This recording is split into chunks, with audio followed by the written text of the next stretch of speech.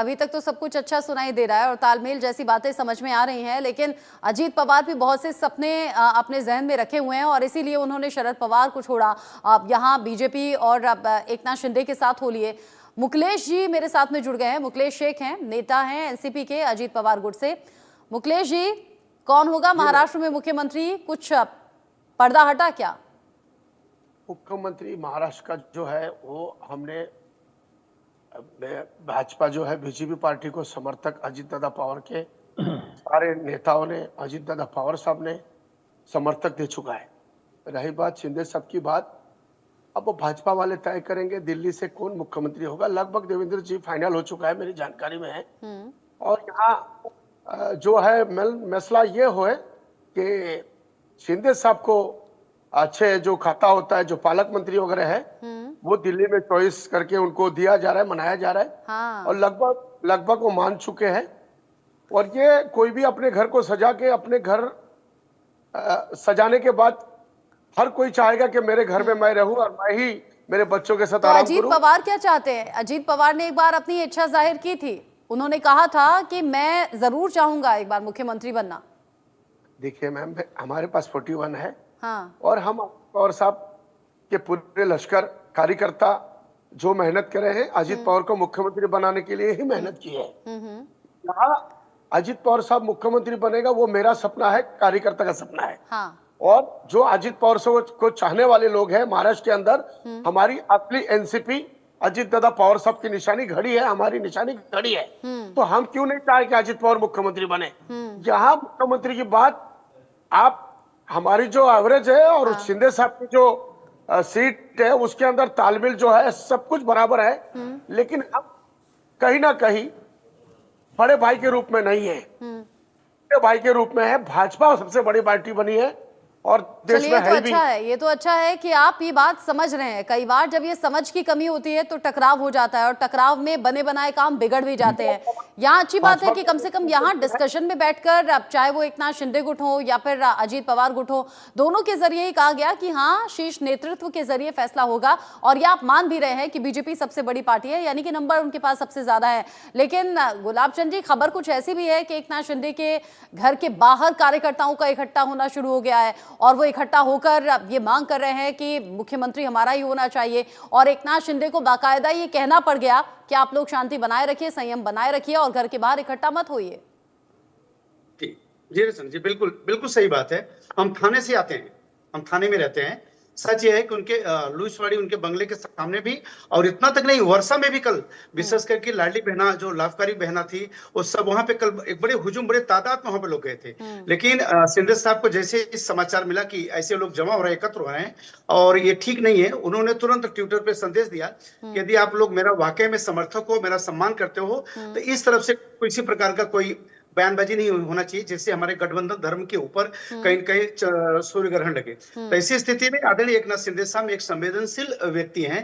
मैं आज से नहीं जानता हूं, मैं उनको बहुत पहले जानता हूं, उनके साथ में राजनीति करने का मुझे मौका मिला है शुरू से लेकर के वर्तमान तक, मैं अच्छी तरह समझता हूं। लेकिन ये जरूर है, ये सच है, ये जो आपने कहा कि बिल्कुल एक बार महाराष्ट्र सुबह से बात बड़ी तेजी से निकली है, बात कार्यकर्ताओं से नहीं बल्कि अन्य साधारण जनमानस से बात निकली कि एक बार पुनः अगर ये हमारा गठबंधन धर्म अगर ये बड़ा दिल दिखाए कि एकनाथ शिंदे साहब को एक बार मुख्यमंत्री बनाए, तो एक बार बड़ा दिल दिखा दिया ना, अब दूसरी बार आपको दिखाना चाहिए। खबरें तो कुछ इस तरह की भी हैं और जो नंबर्स भी कहते हैं। देखिए, इससे पहले एकनाथ शिंदे को बड़ा दिल दिखाते हुए ही बड़े भाई ने, यानी कि बीजेपी ने मुख्यमंत्री बनाया था। मजबूरी थी। अब मजबूरी है या जरूरी है? नहीं, जरूरी हो गया। मजबूरी थी पहले रचना जी, वो परिस्थिति अलग थी, वो मजबूरी थी, वो परिस्थिति अलग।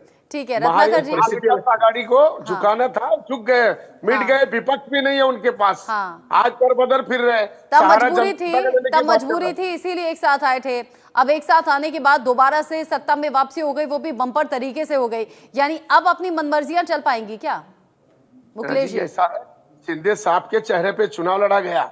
महाराष्ट्र के लाडली बहन योजना जो है, ये सारे चीजें अजीत पवार साहब के नेतृत्व से किया गया और उसका मास्टर था हमारे मोदी जी, हमारे जो देवेंद्र जी, भवन फुले साहब, जेपी नड्डा साहब। मैं सबको शायद दूंगा, लेकिन ये नहीं कह सकता कि मैं अजित पवार साहब जो चुनाव लड़े वो घड़ी पे लड़े। हाँ। शिंदे साहब लड़े जो उनके सिंबल तीर कमान था। और भाजपा वाले जो लड़े हैं उनके जो निशानी थी वो तो आपको पता है। बड़ी पूरी बात जग तो जाहिर ये भी है ना, बड़ी बात तो ये भी है ना मुकेश जी और गुलाब चंद जी की इस बार महाराष्ट्र में एक अलग तरह की लड़ाई भी थी। लड़ाई असली शिवसेना और असली एनसीपी की भी थी, जहां आपने अपनों के साथ में ही जंग का ऐलान कर दिया था अलग होकर, और ये एक तरीके से अग्नि परीक्षा थी। हाँ। अपने तो हमारे साथ लगे थे और कल भी थे, आज भी है। वो चंद लोग हैं हाँ। जो बड़े लेकर बड़ा कंफ्यूजन तो अजीत पवार ने भी क्रिएट किया ये कहते हुए कि उन्हें पछतावा हुआ है, उन्हें कभी कभी अफसोस होता है, तो ऐसे में उनकी यू टर्न लेने की संभावना भी बनी हुई थी। खैर ये एक अलग सी बात है, अब तो चुनाव हो चुका है। बनने की कोशिश में उमड़ गए। ठीक है, अजीत पवार है किंग मेकर है महाराष्ट्र के अंदर। ठीक है, और आप अजीत पवार को मुख्यमंत्री बनने के लिए देखना चाहते हैं और गुलाब चंद जी चाहते हैं एकनाथ शिंदे फिर से वापस आ जाएं। रत्नाकर जी जो गेंद है वो बीजेपी के पाले में है। बीजेपी बड़े भाई की भूमिका में है, लेकिन बड़ा भाई क्या एक बार फिर से बड़ा दिल दिखाने वाला है एकनाथ शिंदे या अजीत पवार पर दाव लगाकर, या फिर इस बार देवेंद्र फडणवीस ही मुख्यमंत्री के तौर पर काबिज होंगे? और खबर ऐसी भी है कि तैयारी कर ली गई है एकनाथ शिंदे और अजीत पवार को मनाने की, दिल्ली भेजने की। दिल्ली गए। देखिए एक चीज तो बहुत स्पष्ट है कि जहां तक तीनों दल की बात है, तीनों दल ने एक साथ एक सुर में एकजुट होकर ये कहा है कि सर्वसम्मति से जो भी शीर्ष नेतृत्व द्वारा फैसला लिया जाएगा वो फैसला सर्वमान्य होगा। और ये जो है महायुति में इस तरह का सामंजस्य आपको देखने को मिलेगा।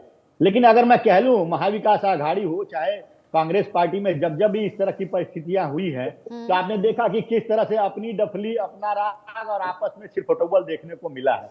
कहीं ना कहीं हमारी एकजुटता और यह एक तरह से संयोजन जो हो रहा है वो दर्शाता है कि हम महाराष्ट्र के हित में काम करने की सोच रखते हैं। हाँ। और हम महाराष्ट्र के हित में जो भी उचित फैसला होगा वो उचित फैसला लेंगे। अब तो देखिए गोल गोल मत घुमाइए, आज शाम तक तो नाम सामने आ जाएगा। अब तो गोल गोल मत घुमाइए, अब तो सीधा आप बोल सकते हैं केंद्र में बड़ी जिम्मेदारी किसको मिलने वाली है, एकनाथ शिंदे, अजीत पवार? देखिए गोल गोल घुमाने की बात नहीं है। देखिए शिंदे साहब ने भी अपने वक्तव्य में कहा है कि जो भी शीर्ष नेतृत्व, ये खबर ठीक है क्या? केंद्र में बड़ी जिम्मेदारी देने की तैयारी है क्योंकि यहाँ मुख्यमंत्री पद नहीं मिलने वाला है। ये निर्णय आने वाले कुछ समय में पता चल जाएगा। ये पवार साहब को मिलने वाला है। अजीत पवार को सेंटर में मिनिस्टरी नहीं दिया, वो राज्य मंत्री बना रहे थे प्रफुल्ल भाई पटेल साहब को, उसके वजह से अजीत पवार को भी मना रहे हैं। हाँ। और अजीत पवार बहुत बड़ी जिम्मेदारी उनकी पार्टी को देने वाले, हमारी पार्टी अजीत पवार की पार्टी। हाँ। और शिंदे साहब को तो पालक मंत्री और जो मीठा मीठा है वो शिंदे साहब को चाहिए, और शिंदे साहब उसी पे उनके कार्यकर्ता लड़के बैठा है। मुख्यमंत्री तो बीजेपी का बन रहा है 100%। हमारी पूरी लश्कर और हमारी पार्टी नहीं। शेख साहब देखिए मुकेश जी ने तो ब्रेकिंग न्यूज भी दे दी, मुकेश जी ने ब्रेकिंग न्यूज दे दी व्यूअर्स के लिए। उन्होंने बता दिया कि 100% ये साफ है कि देवेंद्र फडणवीस मुख्यमंत्री होंगे, लेकिन अजीत पवार को केंद्र में बड़ी जिम्मेदारी मिलने वाली है। गुलाब चंद जी वहां से भी ऐसी कुछ खबर है क्या, एकनाथ शिंदे को भी कोई ऐसा बड़ा पद मिलने वाला है क्या? रचना जी हमारे मित्र शेख साहब जो जिस दिन से स्टेटमेंट कर दिए कि अच्छा तो गप गप और बुरा तो थोथू वाली जो बात उन्होंने कर दी, वो बात गलत स्टेटमेंट। आप लोग यही टकराने लगे क्या?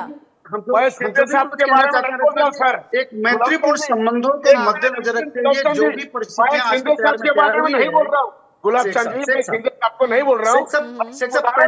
पैनल में लोग लड़ने की जरूरत नहीं है। हम लोग गले मिलने के दिन आ गए हैं। हम लोगों को मिठाई करने का वक्त आ चुका है। हम तो आपको गले लगाते हैं। हम ये बात मैंने ये कहना चाहता हूँ कि आदरणीय एकनाथ शिंदे साहब के प्रति लोगों का जो भाव बदला वो मैं नहीं बात रखा।